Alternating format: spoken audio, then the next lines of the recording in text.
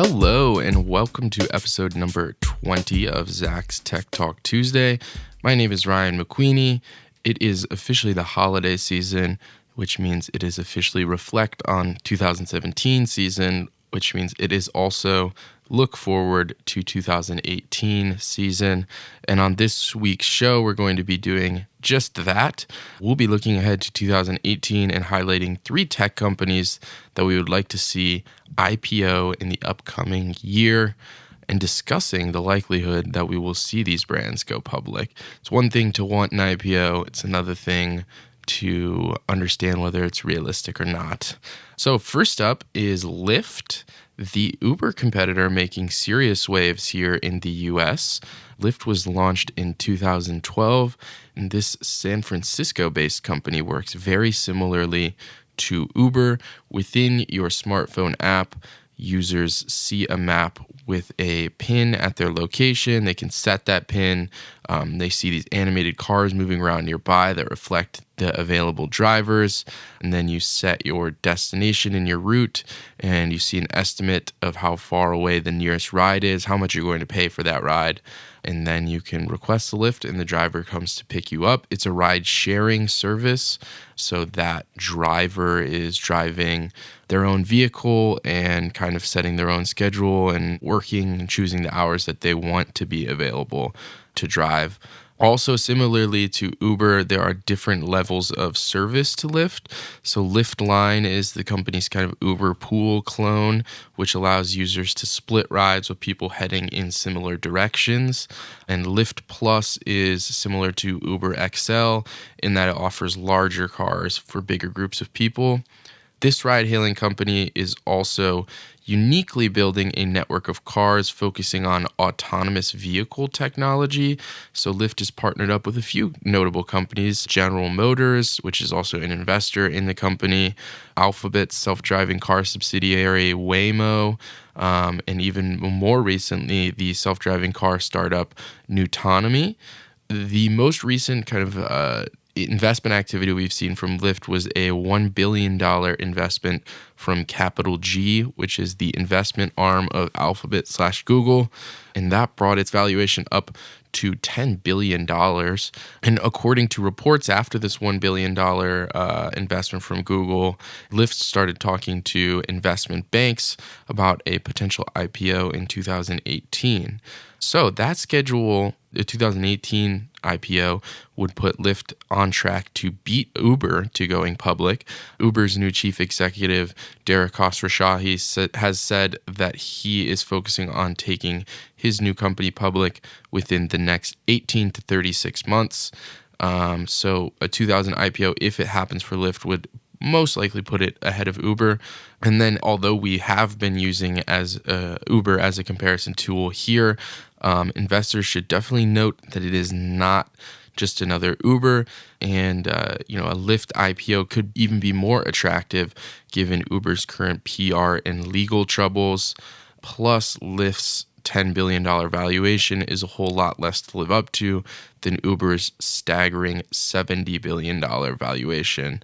So yeah, it's an interesting potential IPO because it would give investors an opportunity to get in pretty early on this, early as far as public trading goes, this kind of sharing economy and more specifically ride sharing idea. It would be an opportunity to invest in that without the risks and potential troubles that we see on the horizon for Uber, which has been entangled in a lot of drama recently. So yeah, Lyft definitely one on our radar for 2018. Moving on, our next on the radar private tech company is Palantir Technologies, led by the notorious entrepreneur and PayPal co-founder Peter Thiel. Palantir emerged from PayPal's anti-fraud efforts and was officially founded in 2004. I said Palantir was mysterious because, in my own experience, many people really don't have an understanding of the company or what it does. So just to give us a quick overview of its business model, Palantir and its technology are best known for anti-terrorism and spycraft ventures, which of course naturally means its business is going to be a little bit cloaked in mystery. We've heard reports that the company's technology has been used in several notable cases, including the discovery of Chinese espionage networks, GhostNet, and the Shadow Network. Again, things that are just kind of inherently mysterious and cloaked in a lot of folklore. Just even we can judge that by their names, GhostNet and the Shadow Network. But we also heard rumors, and this is one that is definitely mysterious and will never be confirmed, but we've heard rumors that Palantir and its technology was used to help take down Osama bin Laden. It definitely works very closely with the United States government, the FBI, CIA, IRS, CDC, Department of Homeland Security, Department of Defense, and several branches of the armed forces have been customers. And we know about at least around 50% of the company's business is tied to the public sector. The CIA's venture arm, In-Q-Tel, was actually an early investor in Palantir. And taking a step back as kind of what Palantir prides itself on, the company really pitches itself as a big data solutions expert. Palantir created 2 software suites for which probably what it's best known for now. The first one is what used to be called Palantir Finance. It's now called Palantir Metropolis. It's a software for data integration, information management, and quantitative analytics. The other is Palantir Gotham, which was used to be known as Palantir Government. They switched these names over and are going with a superhero theme.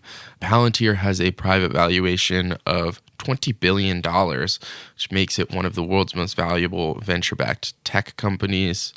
However, we do not know much about the company's IPO plans. What we do know is that Palantir expected to reach profitability this year, and Peter Thiel himself has emerged as a close friend of the Trump administration, leading some people to wonder whether the entrepreneur is working on establishing new contracts soon. So another one that will be on our radar, certainly as much as it can be on our radar, with the aforementioned mystery behind it. Finally, the third tech IPO we want to see in 2018 is Airbnb. This is another company operating in the sharing economy kind of space. That is a broad phrase these days, but founded in 2008, Airbnb is an app and website that connects people seeking lodging with renters who have listed their homes, apartments, or guest rooms. It's currently operating in about 65,000 cities in 191 countries. That is quite the footprint around the globe, and it has a total guest list of more than 150 million people. This is going to be probably the one on our list with the most public legal woes. We've seen challenges to this business model in the greater sharing economy. You could go ask Uber about how they feel about all their lawsuits, but Airbnb has not been immune. From San Francisco to New York City, the company is facing suits that blame it for rising vacancies and rent prices. What's more, on an individual building level, renters are oftentimes operating in a weird legal gray area, and if it's not the municipality coming down on the company itself, it is individual landlords and property managers saying, okay, you cannot rent out your apartments on Airbnb, which, poses a significant challenge to the company's core business model. Airbnb's latest valuation clocked in at $31 billion, and that was thanks to its latest billion-dollar round of equity funding, which makes it the second most valuable U.S. startup behind Uber.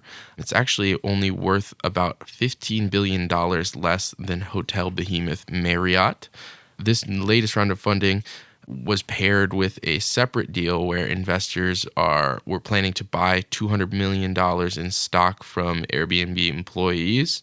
It's kind of interpreted as a way to relieve some of the pressure for filing for an IPO. It's a large injection of cash. And oftentimes, these companies, these startups, they don't really start considering an IPO until it looks like their private cash has dried up and they need to generate a large amount of cash quickly. So with all that available cash, it's able to spend and continue its global expansion without going public. However, we have heard rumors that the company was thinking about an IPO as far back as 2014, when it kind of pivoted its business model to focus on being more of a lifestyle brand.